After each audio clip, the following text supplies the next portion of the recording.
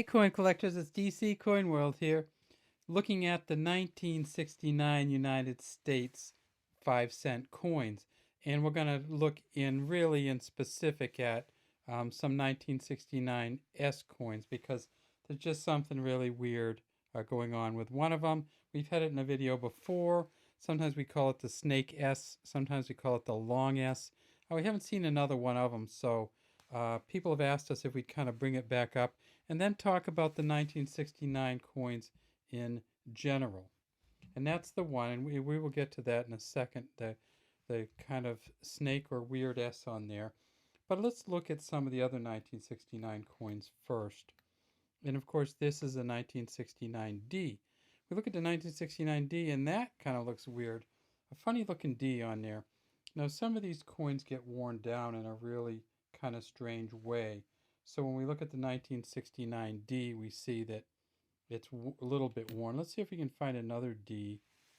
And there's another one, same kind of, a little bit different shape, but it's same kind of 1969D.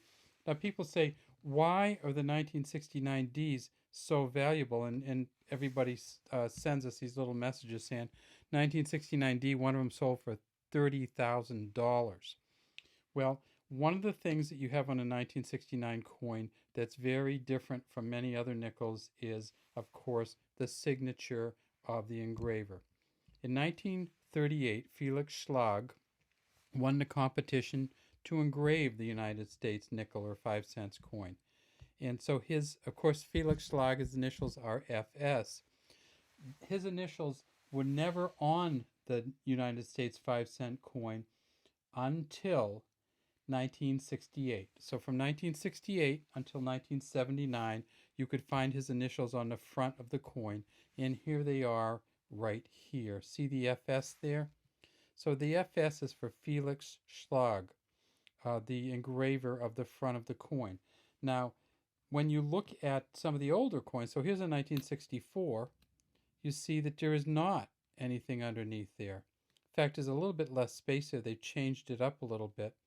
But in 1964, of course, there's no mint mark there, but there's also no FS there. And if you look at the ones after 1979, you'll see that there's no FS on those either. So that was one of the things, was the 1969D had an FS signature on it, the initials. But the other thing that was big about the 1969D that was worth so much money, we can't even see on these 1969 coins, and that is the steps. Now, if you have a 1969D with full steps, and in 1969 that would have been 5 steps. So let's look. No way to see any of the steps on any of these.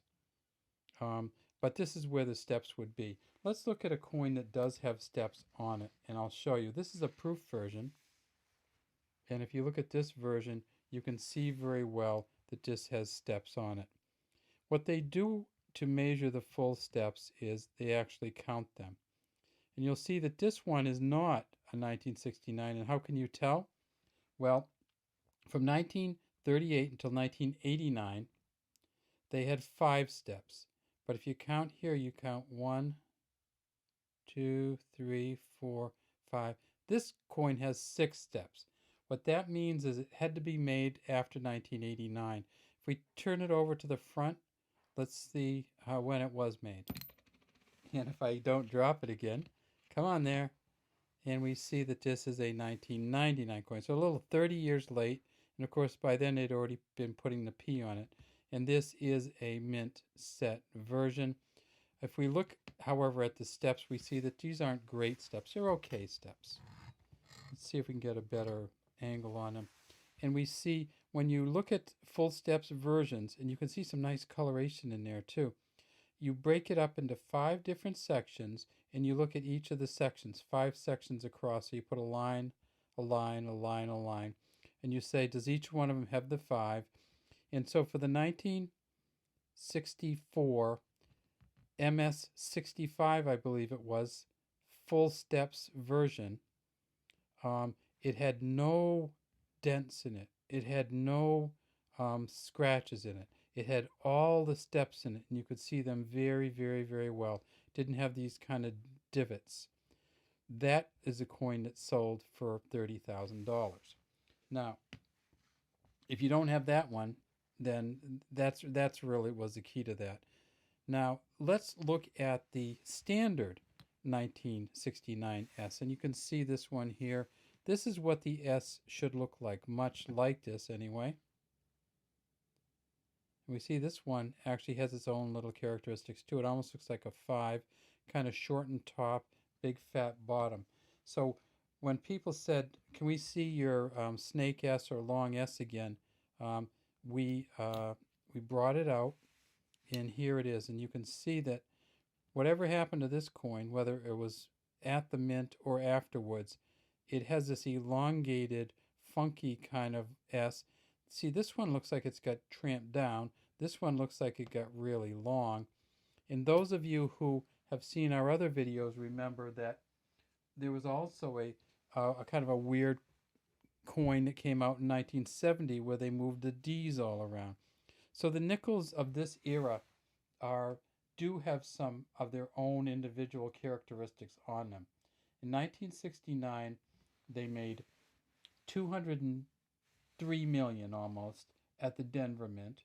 They made 120 million at the San Francisco Mint, and then they also made 2.9 million proof coins. So you can get a 1969S proof coin, but of course it won't look like that. It'll look much more like this.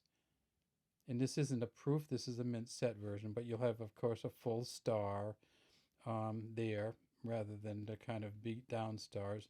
You'll have the kind of ponytail coming out and all the lines in it. You'll be able to see the little collar here on there. And now, of course, this does have the FS on it.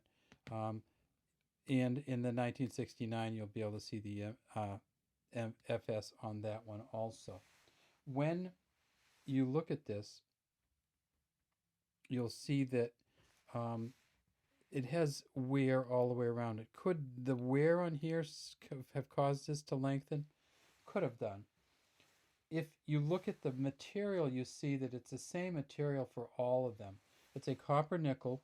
It weighs 5 grams, is 21.2 millimeters in diameter, and 1.75 millimeters in thickness. Now, we've had hundreds or maybe thousands of nickels that we've looked at, and we've never seen that kind of stretch on any of the other coins. If you see this one, this is a kind of, let's look through some of these 1969s. So this is another one with a D, kind of a funny D. Here's another one, another flattened D. So you do get some Ds that are kind of flattened and don't look much like Ds. This one kind of a thin D, not a thick D. Here's another one here, and this is a, look at that S. So we were up to 3 S's, and let's look at them.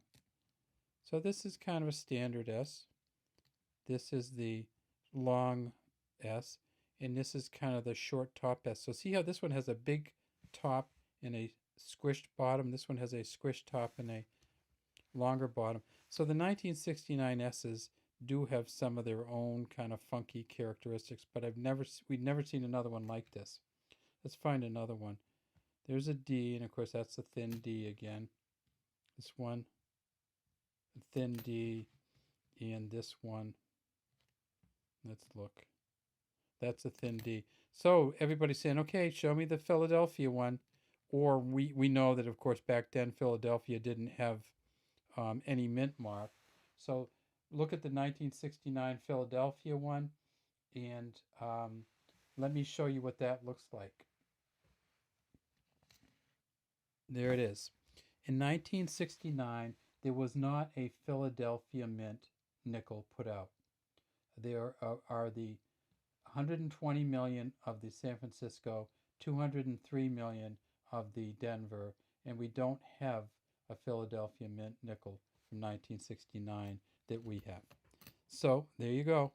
There's your S in 3 different versions. There's your FS underneath. And if you're looking for the full steps, which is also an FS, it'll look something like this. Thanks for watching the DC Coin World International channel. We'd love to have you subscribe to our channel and leave any comments you might have in the comments section.